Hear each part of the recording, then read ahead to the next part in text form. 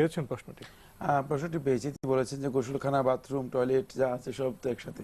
এটা আমাদের লাইফস্টাইল যখন চেঞ্জ হয়েছে তখন এগুলো মানে এভাবে তৈরি হয়েছে। এক সময় এগুলো ভিন্ন ভিন্ন ছিল। তো এটাকে মানে মানে গোসলের জন্য অথবা ওযুর জন্য এটা কোনো ধরনের প্রতিবন্ধক নয়। সেক্ষেত্রে সতর্কতা অবলম্বন করতে হবে যাতে করে মানে পবিত্র হতে গিয়ে অপবিত্র না হয়, যাতে করে মানে সেখানে মানে এই গোসলখানা এবং টয়লেট এগুলো যাতে পরিচ্ছন্ন থাকে এবং গোসল করার সময় যাতে কোনো ধরনের ময়লা পানি অথবা অপবিত্র পানি অথবা পেশাব ইত্যাদি যেন গায়ের মধ্যে না আসে, সেই বিষয়গুলো যদি কেউ সতর্কতার সাথে করেন তাহলে তার গোসল এর প্রতিবন্ধকতা নেই, তার ওযুর জন্য কোনো প্রতিবন্ধকতা নেই। এবং এটাই মূলত এখন বর্তমান লাইফ স্টাইলের মধ্যে এটা আছে, সেটা হলো এটাকে বলা হয় দাওরাত মিয়া।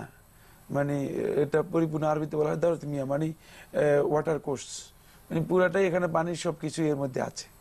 সুতরাং আপনি মানে এখানে আপনি গোসল করতে পারবেন, এটা আপনার জন্য জায়েজ, উযু করতে পারবেন, এটা আপনার জন্য জায়েজ। সেখানে আরো যে সমস্ত কিছু করা আছে সবই জায়েজ। শর্ত হলো পরিচ্ছন্নতা। পরিচ্ছন্ন হতে হবে। তো আপনি তো মূল জবাবটা দিয়ে দিলেন, তবে এই প্রসঙ্গে যারা গবেষণা করেন তারা বলছেন যে ভালো হলো টয়লেট এবং গোসলখানা আলাদা আলাদা হওয়া।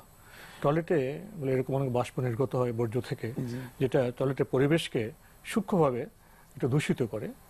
তো বেটার হয় যদি সেভাবে আমরা করতে পারি, না হলে তো পরিচ্ছন্নতা দিয়ে আমাদের কাজ করতে হবে। এটা তো হলো মানে যুক্তি আর কি, কিন্তু বাস্তবতা হচ্ছে আসলে আমাদের সমাজ মানে লাইফ স্টাইল চেঞ্জ হওয়ার কারণে অনেক সময় দেখা যায় যে টয়লেটই এখন বাথরুম একেবারেই সংকীর্ণ, যে এটি বাস্তবতা।